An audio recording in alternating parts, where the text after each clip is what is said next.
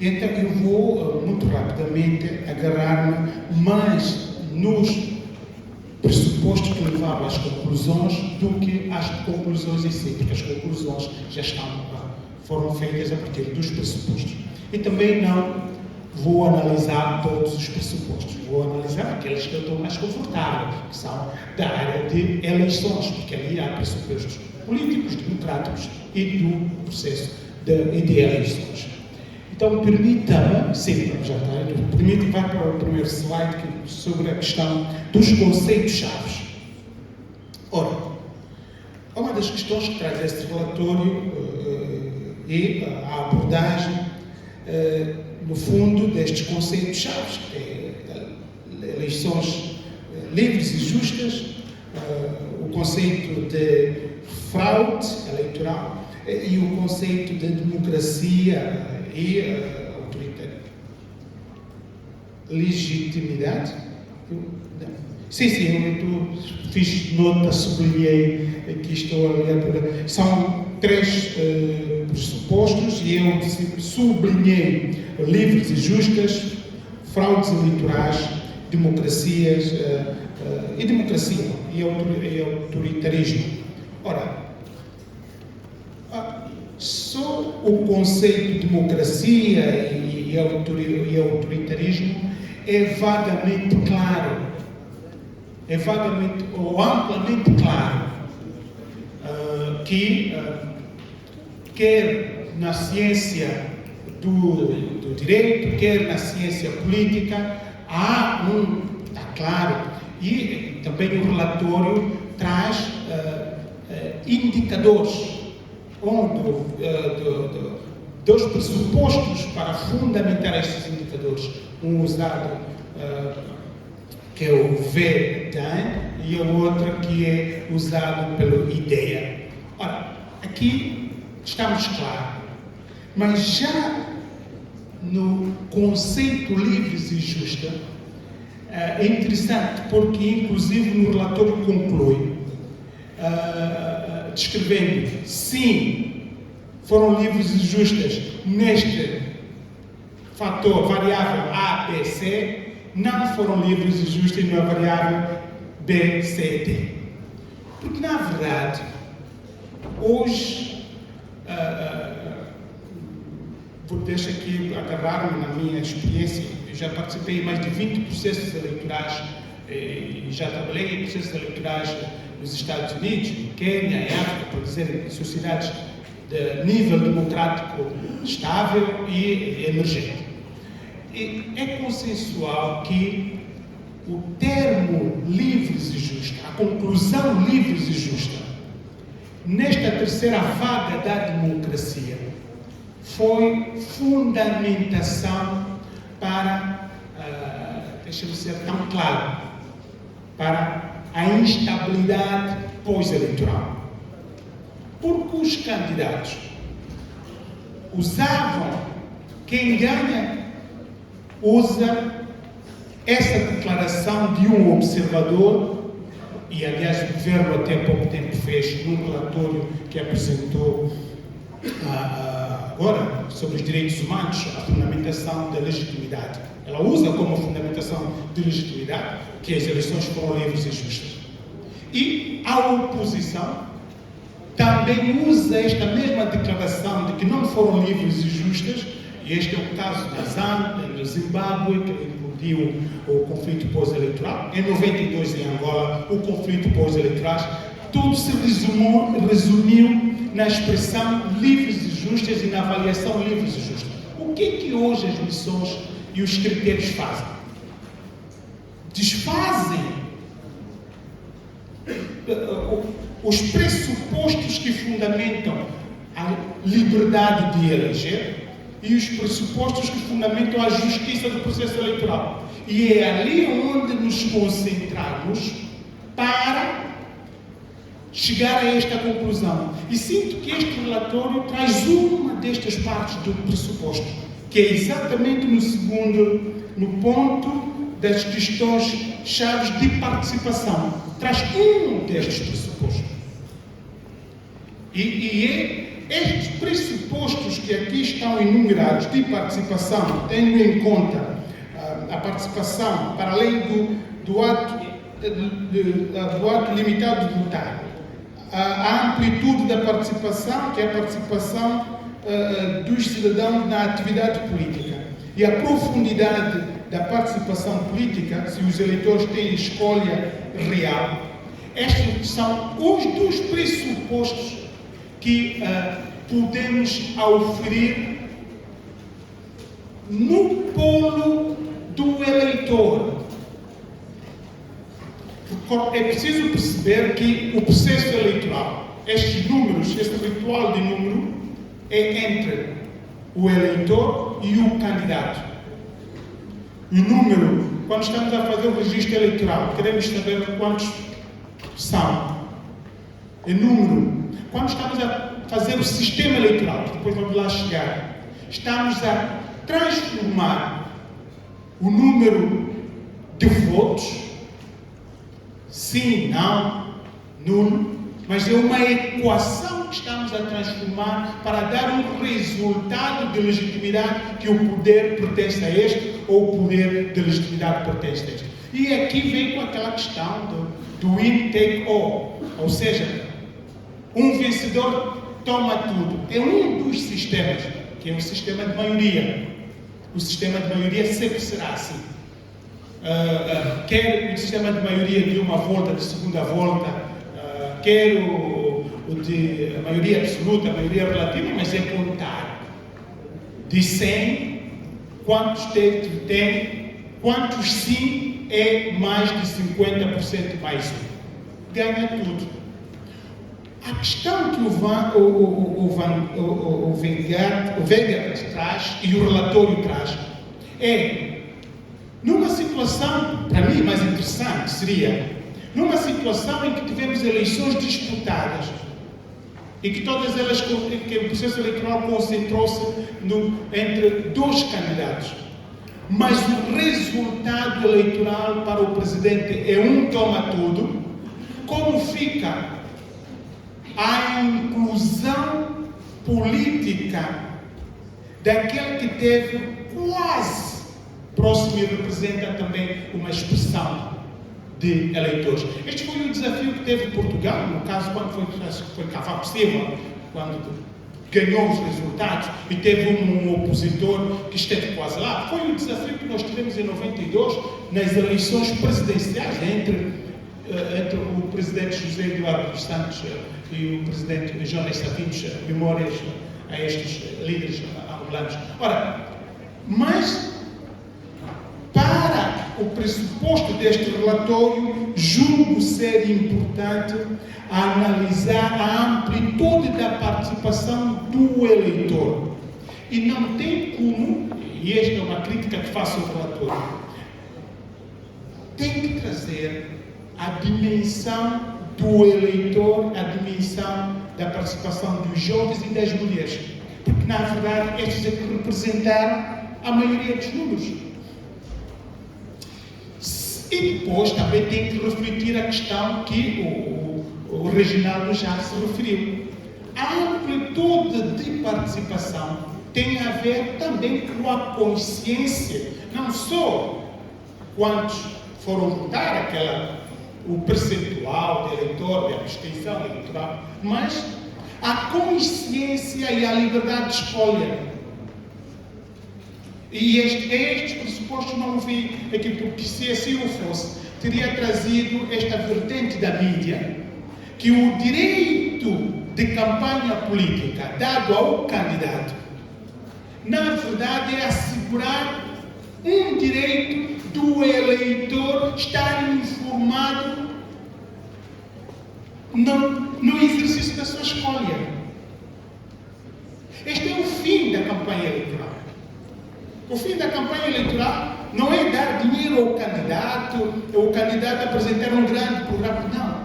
É assegurar a liberdade de escolha do eleitor, de forma consciente e de forma informada. Mas, se fizermos um estudo comparado sobre isso, em democracias que podem considerar-se um pouco mais para lá do que a nossa, como a Zâmbia, vai encontrar um pressuposto de que a mídia pública não tem respaldo de lei, e nem a lei eleitoral, de dar espaço de antena aos candidatos. Ou seja, não há dinheiro público para os candidatos e nem há espaço na comunicação social pública para os candidatos de forma gratuita para dar esse direito de informação e aumentar a liberdade de escolha para promover uma ampla participação. Mais interessante, naquele contexto, há uma ampla participação. Porque são os partidos políticos e os candidatos que têm outros mecanismos e outros fatores de educação, de escolaridade do eleitor que permite e contribui diretamente para esta ampla participação do eleitor conseguir escolher com liberdade, perguntar e fazer-se uma autoanálise crítica sobre esta ampla participação. E finalmente, queria tocar só em dois pontos que têm a ver com a expectativa. Sempre um relatório tem uma abordagem da credibilidade, da expectativa. Todos nós que acompanhamos os processos eleitorais em África no período da Covid, sentimos que essa teoria da terceira vaga, os regimes vão mudar. Tem Tanzânia, Botsuana, em que a oposição foi para o poder. Estava-se na expectativa, e se olharmos, compararmos Angola com os países falantes portugueses, Angola e Moçambique são os únicos países que ainda o partido que saiu da independência ainda não foi para a oposição, porque as outras realidades, isto já não é conversa, né? E havia esta expectativa, a expectativa da observação internacional para a democracia em Angola era: as eleições de 2022 vai ser aberto o suficiente nos pressupostos que ela traz para produzir e assegurar a alternância de poder. Mas também é preciso não ignorar nesse contexto a credibilidade e a transparência e a aceitação dos resultados a nível interno, porque os pressupostos a nível interno são diferentes. Foi no exemplo que aqui foi trazido o movimento da maioria dos eleitores que são jovens em África. O que está a acontecer na Nigéria, o que aconteceu em Angola, está a acontecer em todos os lugares em África. É a maioria dos eleitores que são jovens, que estão a demandar a alternância. A credibilidade no nosso processo eleitoral tem que nascer na confiança dos jovens. De dizer, sim, eu aceito o resultado, sim, E, na verdade, neste pressuposto, este é o nosso desafio maior, interno. E, finalmente, o relatório traz uma abordagem do sistema eleitoral e dos órgãos eleitorais. Muito rapidamente, sobre a independência dos órgãos eleitorais, o relatório traz uma designação de órgão eleitoral multipartidário, que, na verdade, do ponto de vista conceptual, técnico, não existe esse tipo de órgão de gestão eleitoral. E é preciso também conceptualizar que a designação órgão de gestão eleitoral independente é uma abordagem de órgão independente comparando com o órgão de administração de um órgão de gestão eleitoral administrativo, típico na Europa, nos Estados Unidos, e um órgão de gestão eleitoral dos tribunais eleitorais, típico na América Latina. Em África, e esta designação está na Carta Africana que Angola adotou. Na verdade, olha os órgãos de gestão eleitoral como o primeiro espaço de reconciliação política na partilha do poder. Na nossa realidade, o desafio é a composição da Comissão Nacional Eleitoral. Porque a lei diz que eles são cidadãos, mas a forma de os designar, a lei diz que os parlamentares e grupos parlamentares é que têm a faculdade de o designar, tendo em conta a proporcionalidade. Ou seja, neste preciso momento não há nenhum impedimento que o MPLA e a UNITA possam escolher aqui dentre presentes para serem membros da SEMI. Não há este impedimento. O desafio é a cultura e a convicção do MPLA e da UNITA que dos partidos que têm que designar, que quem tem que ir lá tem que ser meu. Este aqui é o desafio. Por isso o desafio é na composição e não no tipo e modelo da sede. E do sistema eleitoral. O relatório diz que o nosso sistema eleitoral não é proporcional propriamente dito, mas precisa esclarecer que nós elegemos os deputados e elegemos o Presidente da República. Em doutrina, nós defendemos que temos um sistema misto. Ou seja, ela é proporcional para eleger os deputados e ele é de maioria para eleger o Presidente da República. De maioria simples. Por isso, está bem fundamentado que o Presidente foi eleito com 25%. 25%, né? Mas já não é comparável na forma do sistema eleitoral. Ou seja, quem tem maioria no Parlamento, isto é o sistema de maioria. Mas para chegar no Parlamento é o sistema proporcional. Então, por isso ele é misto. E, então, com estas, como disse, eu não queria, nem devo fazer das conclusões, né? As conclusões são meritórias, né? Agarrei-me nos pressupostos que nos levaram à conclusão. E finalmente, há uma questão também no relatório muito importante que é fundamental para a academia do sistema eleitoral. O relatório diz do sistema compensatório, ela usa o ciclo eleitoral nacional como um sistema compensatório para quem não teve votos no ciclo provincial. Ora, sim, politicamente está ok, mas do ponto de vista de que o sistema eleitoral, a nível... Quem dá votos na província são os eleitores das províncias. E interessante o fenômeno, o facto de que no sistema, para apurar os votos, distribuir os votos na província, há o nosso sistema que adotou o Parlamento e que deveria ser estudo de academia, ela fez com que por exemplo, no CUNEN, por que a UNITA não conseguiu ter um mandato no CUNEN?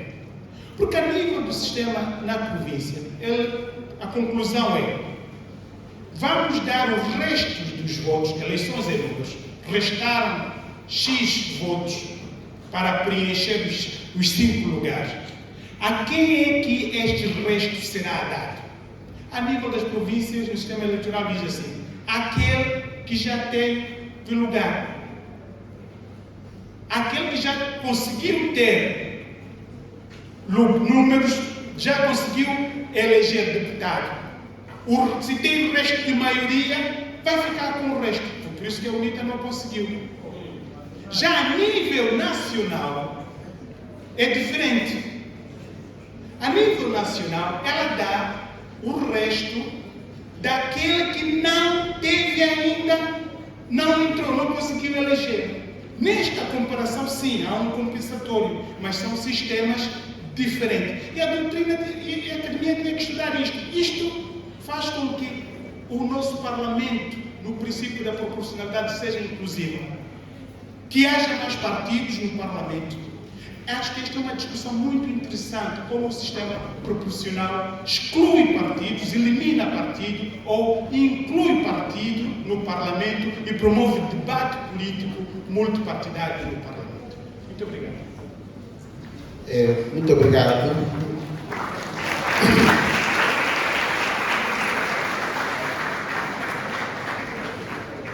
Muito obrigado mais uma vez, Luís Gil e Reginaldo Silva, pela vossa participação. De facto, o relatório traz elementos de reflexão e discussão, especialmente este último aspecto, que, na verdade, tem sido estudado já, não é?